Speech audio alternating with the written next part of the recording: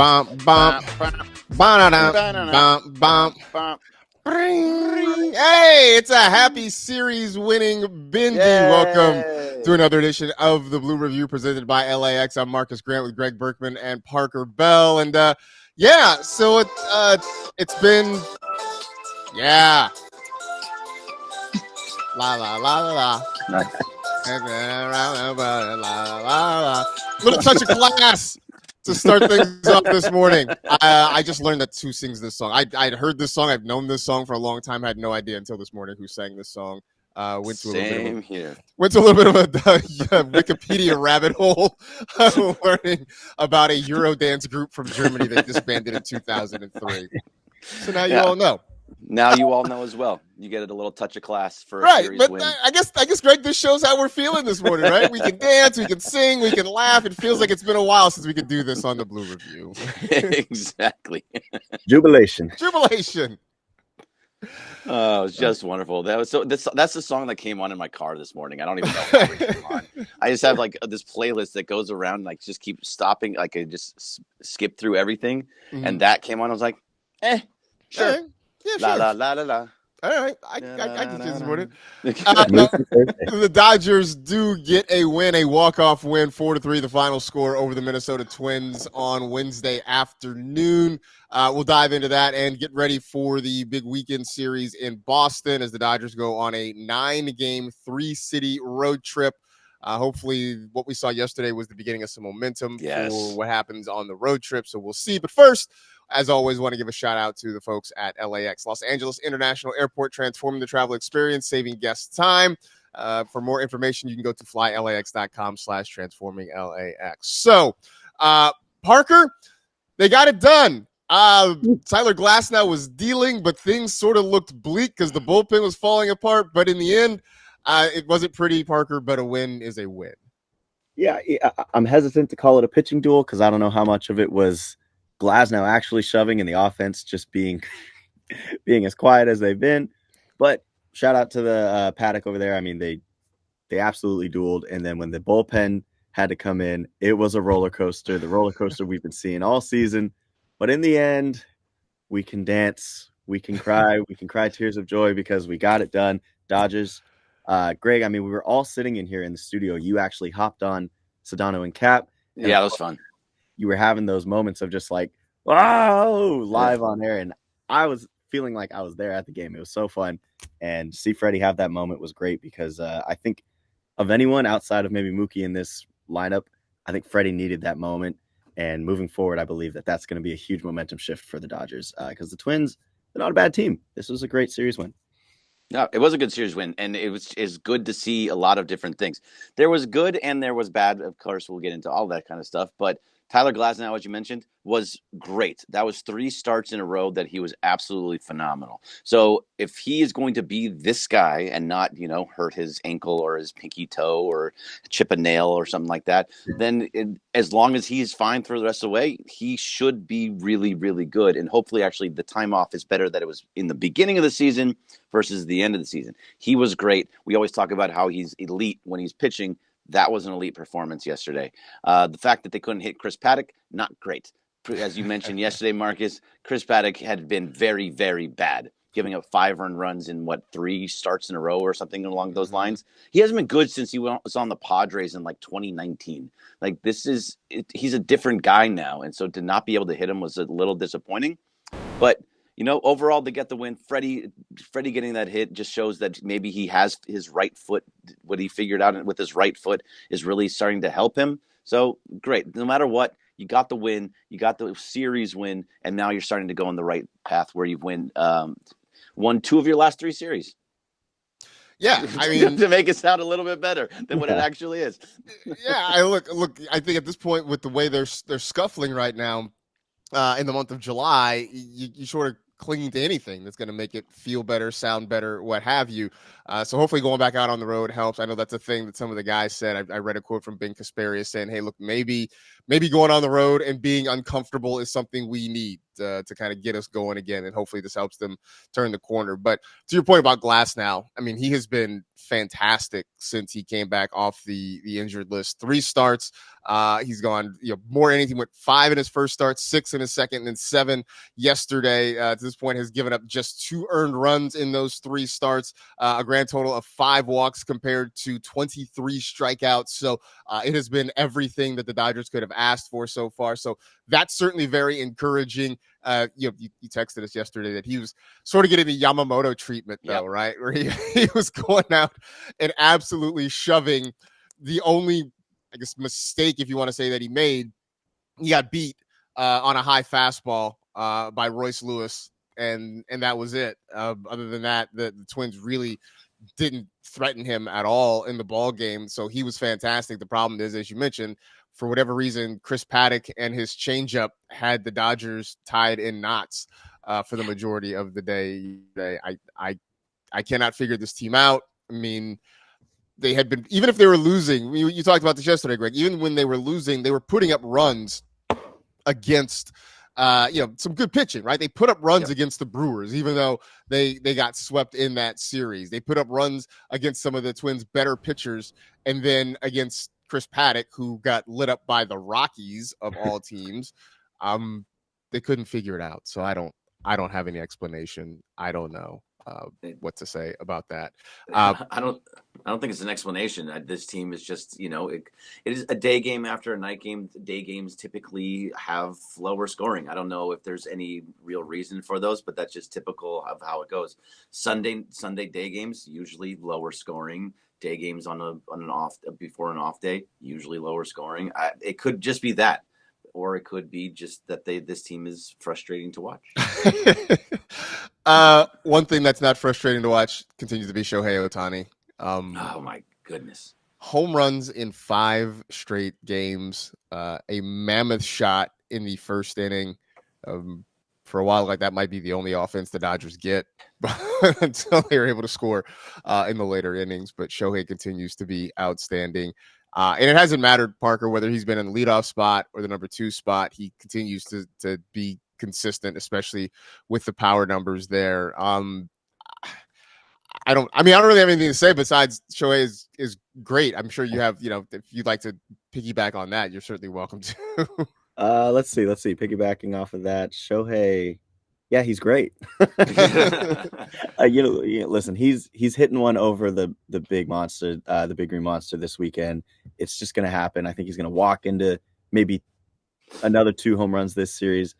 The run that he's on right now, I mean, we get this type of run every single year, and I just think it's ridiculous. There's maybe 4 guys right now who are on a run like him, and one of them Schwarber, unfortunately, but then you got another guy in Cal. So but the thing is with Cal, he's either striking out or hitting homers, but he's on an insane pace. Shohei's actually, getting that average up. It's beautiful to see, and he's throwing 100. So there's nobody like him. Nobody will ever be like him. And as much as I want to piggyback off and offer more insight, I mean, what more can we say at this point, Greg? Yeah. So I think the only thing left besides that to say is that a lot of these are going oppo too. These are not just he's not pulling these balls. So at least 3 of the 5 have gone oppo. I don't know the exact number, but I'm pretty sure at least 3 have gone opposite field. And that to me and left center is a really hard place to hit a ball for a left-handed hitter. So that's it's pretty, because to go opposite field, you have to actually wait on the ball a little bit longer. So that means he's waiting till he sees them. And so his sight is being a lot better. His patience at the plate, so that he's waiting to see if these balls are going to drop out of the zone or if it's going to be out. He's not just swinging wildly looking for that ball. He's waiting for it to drop further and then hitting, which gives him these opposite field home runs. So that to me is very encouraging just for him at the plate in general. That doesn't mean that he's going to hit a home run all the time, but the fact that he is waiting on pitches makes me excited to think that, okay, he's locked in right now. Mm-hmm. He's not going to hit a home run every time, but it feels like he does. It feels like he could, like, I think every time he comes to the plate, there's that anticipation that, like, oh yeah, he can do it again, he gets scared. You're scared. The other team is scared when he comes up to the plate again. Well, and we saw that, yesterday, right? Yeah. You get to the bottom of the ninth inning, and the Twins get the first 2 outs. Mookie reaches on an infield single, just barely beats it out over at first base. And with first base occupied, the Twins chose to walk Shohei, which, look, I'm not gonna lie, it made sense, right? You had Esteury Ruiz in the on deck circle. It absolutely made sense. The flaw in the plan was that, you're not supposed to walk Ruiz and bring Freddie Freeman to the plate. So that was kind of the mistake in the plan. And then Freddie ends up hitting the sinking liner to left field that Harrison Bader couldn't catch. The Dodgers score 2 runs and they go on to win the ball game. I guess we have to talk about the reason that they needed the comeback in the first place. Your boy. And yeah, that was my guy, Kirby Yates, who continues to be my villain for the year and just did not have it at all. Comes out, walks the only 3 batters that he faces in the ball game, forces Dave Roberts to go to Alex Vesia, who I will credit Vesia. He did not give up any solid contact, right? He gets the ground ball double play, which allows the tying run to score. And then great. Bader just hits a chopper that dies between, the mound and second base. Just not much you can really do about that, unfortunately. Not allowed the Twins to take the lead. Greg, were you surprised that it was Yates coming out in the 8th inning? Because I thought, knowing Vesia had been warming up, that it would have been Vesia or maybe Bonde. I was a little bit surprised to see that it was Yates that got the 8th. I was surprised that it was Yates, especially after he just gave up. I think that's what Dave likes to do, though, is that when he has someone has a bad outing, they're like, we're going to keep going to you. You're still our guy. We got trust in you. And he did not give them any reason to feel trusted anymore. So that he might be someone that's being used earlier in games in lower leverage situations because of that. That was his moment to kind of be like, okay, I've settled myself down. And he did the exact opposite. And so Kirby Yates, this is the first time that you and I have both had a villain and we were right, like fully on right with both of our guys through the entire season. It's pretty crazy that, hey, just know what we know about baseball, right? So you can see when these dudes are just not that good. But is there anybody also, Parker, that had a worse series than Harrison Bader? That dude had to have left 13 guys on base, and he got the one hit that was kind of just a chopper, but not catching the ball. He slipped in the outfield. Harrison Bader had an awful, awful outing. Yeah, I don't know if he was just having flashbacks from some of his, recent performances as a Met with the Dodgers, but it was rough for the poor guy. I almost didn't even recognize him also with the long hair. I'm not watching Twins games, if I'm being honest. But that fall out there in left when he just kind of looked at his teammates and laughed, I'm sure that nobody was laughing back because they were all like, guys, this has not been a good series for you, Harrison, and we got to figure this out. And the fact that, unfortunately, the walk-off came to him, and that would have been one of the best catches of the year. It was not necessarily way his too fault, difficult, but incredibly unfortunate for at this point. He's not even a young man. I mean, I know he's been in the league for a while, but I feel like he's had a lot of bad luck in his career, Marcus. If you follow along, like, he can never really catch a break, and he kind of plays himself into tough situations, but it's not the Bader review, so we're good. It's funny, though, because it kind of, in some ways, reminded me, and I guess a little bit of a different play, but Greg, you'll remember the playoff game against the Cardinals, Matt Holliday dropping the ball out in left field. That was huge. That ball was a little bit of I know it's kind of an in-between catch for he should have made that catch. He should have made that catch. Yeah, Holliday should have made that catch. It was a little more of an in-between. This one was more of a sinking liner. It was kind of a do-or-die play for Bader. But that was the first thing I thought of when I saw that play yesterday. But, look, big swing for Freddie. Hopefully it gets him going. Hopefully it gets this team going. But, what we saw yesterday sort of reinforces the need for the Dodgers to get some bullpen help at the deadline. Yates struggling, Tanner Scott out for the foreseeable future. It looks like Kasparius has avoided any serious injury. Apparently, he's going to make the trip, and they expect that he'll be available for the series against the Red Sox coming up this weekend. So that is good news. But, it still doesn't deny the fact that they need to go out and get some arms. I saw Felix Bautista is going on the injured list, which means he seems like a perfect target for Andrew Friedman. Right. That's right. Get all the injured guys. Give me all the injured. Yeah, you're weak. You're poor. you're right. Exactly. We are the Statue of Baseball Liberty, apparently. Just bringing these guys over here. So, looking ahead though, now obviously the Dodgers are off today. I assume they got on the flight yesterday, so they get to kind of enjoy the off day in Boston before they take on the Red Sox for 3 games. Right now, it looks like there will be no Mookie Betts on Friday. According to Dave Roberts, it's just a personal issue that's going to keep him out of the lineup potentially on Friday. No word as to what it means for the rest of the weekend. Not going to speculate. I have no idea what it is. Hopefully everything is okay. But I mean, Greg, I whatever it is, I hope it gets him right, because obviously Mookie Betts is not the same guy we've become used to seeing. So whatever this is, hopefully he can work it out, and hopefully we get back to seeing the Mookie Betts that that we all know and love. Yeah, no, definitely. I hopefully he's all right. Everything's okay. His kids are okay. His wife's okay. All that kind of stuff. It doesn't sound like anybody's hurt. It doesn't sound like anybody's sick. Just the way that Dave had the quote. It's just like he's okay. He just has some things going on, and so it sounds like it's a personal issue, whatever that personal issue is. Hopefully, I mean, I know it sounds weird, but hopefully that's what's been going on this entire season, and now he just finally is getting to having to go and deal with whatever that is, and that's something that will kind of get him right. It's hard to go to work when you're not in the right mindset. It's hard to do your best when you're not in the right mindset. I know when I'm having problems in relationship and I come into work, I'm not my best. I can't, you try to do as best you can, but it's not that easy. So I hopefully everything is okay. I mean, it's obviously speculation, not saying what it is, but hopefully he's okay. Yeah. The difference between you and Mookie Betts is that, he's a professional athlete. There aren't millions and millions of people, watching. What are you talking about? We go on the air and millions of people are watching. Sit in your office and do Mao type stuff, so that's kind of a difference there in that one. Yeah, sure, I'm not Mookie Betts. I get it.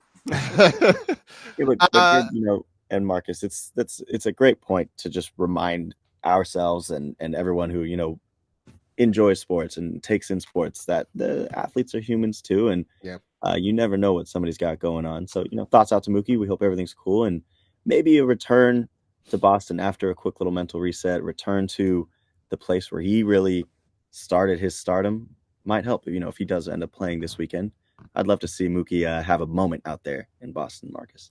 Yeah, I think that would be very cool. To see him go back to the place where they still love Mookie Betts in Boston.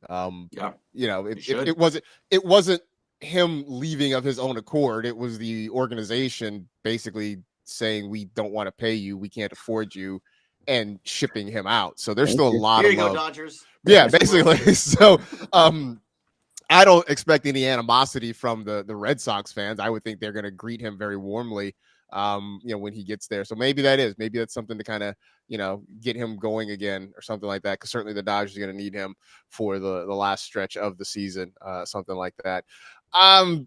Did see a couple things in the chat. Thomas Vizic asking if you think that the Dodgers will go after somebody like Ozzie Albies, maybe, kind of get another utility guy. Tommy Edman continuing to struggle. Kike Hernandez injured, was struggling when he was healthy.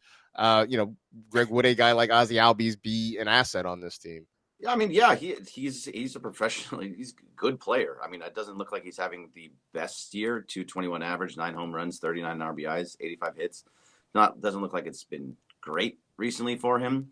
But if it's going to help, I mean, really, that would only help the infield. And when Max Muncy comes back, I don't think you fully need infield help. I mean, you could always have, if you can play a little outfield. I think it's more so outfield and relief pitching. That's kind of what you're looking at here. I don't know. I like Albies, and I'm sure you can get him. You can turn him around a little bit, but I don't think that's a position of need. And unless you can get him for cheap. What's his contract status? He's an expiring contract. So with a team option in 26 and 27. So if he plays well, yeah, sure. I don't know why I'm not sure why the Braves would trade him to us, but you know. Right, and I think on the topic of Braves, I see Reezy in the chat as well. Like, if we're looking for a Braves player, and to your point, Greg, try for an outfield. I mean, Michael Harris again. I don't know why they would trade him to us, but depending on the contract situation, a name like that is obviously huge. But that would be big, former Rookie of the Year and whatnot. But all right, I'm gonna head out to do some Travis and DeMarco. But Marcus, when you mentioned Kike, I just wanted to bring up. Did anybody see that popsicle? Oh my situation? God. The first thing I saw when I saw that, and then people talking about it, everyone that I saw talking about on social media was like, "Oh, Cappy and Morales have to do this." Yeah. Hey, you never know. We got Rams training camp. It's going to be hot. Yeah, who knows what's going to go on there. I hope they don't do it at Rams training camp, but I wouldn't be surprised. You know what? It's Cappy. I wouldn't put anything past him. So, all right, cool. Appreciate it, Parker. We'll catch up with you tomorrow, for sure. In the meantime, I got a few more minutes left here before we got to get out of here. First pitch, of course, coming up next on the ESPN LA YouTube channel. Any preview of what first pitch is going to be today? So I do think, obviously, we'll talk about this and everything that we've been talking about here on the Blue Review, but I think we'll talk about the Mookie situation. I do think we'll talk about Glasnow because that's obviously a huge deal. But also, one of the things that I think I want to talk about with them that I didn't get to here was, despite all of this, everything, how bad we have been. How bad they're still at the top of the division. They're still right at the top of the league, and actually have been in most of these games, scoring a lot of runs. It's the bullpen that has been a problem. If the bullpen, because the offense is starting to pick it up, the bullpen just needs to figure itself out and go get some guys back. Blake Treinen's coming back. If you can get everything clicking again, and that seems like it's going to happen in the next month, this is all going to float by. I asked in first pitch yesterday, I asked them, in 1 month, what would be more likely to you? That they are now, again, the best record in baseball and kind of way up in the division, or continue in this free fall? Where would you put them? I mean, I think they're more likely to turn things around and be the best team in baseball again. The lineup up and down, I think, is going to start to hit again. As you mentioned, the bullpen is going to start to get healthy. I also think, though, a big part of this, too, is the rotation getting back in order, because part of the reason we've had these bullpen struggles is because they have been overworked pretty much since day one, because you're not getting length out of the starters, right? Because you've gone most of the season without Tyler Glasnow and Blake Snell. You've had to kind of patchwork your starting rotation together, right? But now Glasnow is back and he looks great. Yamamoto's sort of been up and down, but you can generally count on him to give you some length most outings. I know Snell's not necessarily the guy who gets you deep into games, but he's going to give you some quality starts and put you in position to win. Kershaw has been giving you some good outings as well. He's keeping you in ball games every time he takes the ball. Then you got to figure out what are you doing that lot, whether it's, an opener, whether Sheehan's going to get opportunities, Robleski, May, how you're going to figure that last part out. But if the rotation looks the way it was supposed to look at the beginning of the year, I forgot Sasaki at some point probably going to be back as well. Yep. Yeah, I know. But the point is, you will. But, the point is, if you get those guys back and they're giving you quality innings, then you're not leaning on the bullpen as much. So I think those things sort of go hand in hand. But I do think a month from now, I think you're more likely to see things on the positive side than continue to look like what they look like right now. Yeah. I just think it's all going to turn around, especially with you have what you're saying. You have 4 number 1 starters that are going to be back and healthy. Yeah. I mean, I understand that Shohei's not going to go. He's not going to go 5-6 until later on. But either way, he's still going to get to 5-6, and then the other 3 guys can go 7. They have the ability to go 7 every single night. You have 4 number 1 starters that are going to be out there. I don't know. I feel much better. Yeah, for sure. So hopefully it gets started this weekend coming up against the Red Sox. We'll talk about that a little bit more tomorrow. Jeff Spiegel hopefully will be joining us as well. That'll do it for this edition of the Blue Review presented by LAX. Thanks to everybody in the chat for hanging out. Thanks to LAX. That'll do it. Stick around. First pitch coming up with Travis and DeMarco on the ESPN LA YouTube channel. For Parker, for Greg, I'm Marcus. It's been the Blue Review. We'll see you tomorrow, 8:30, 8:55. La la la.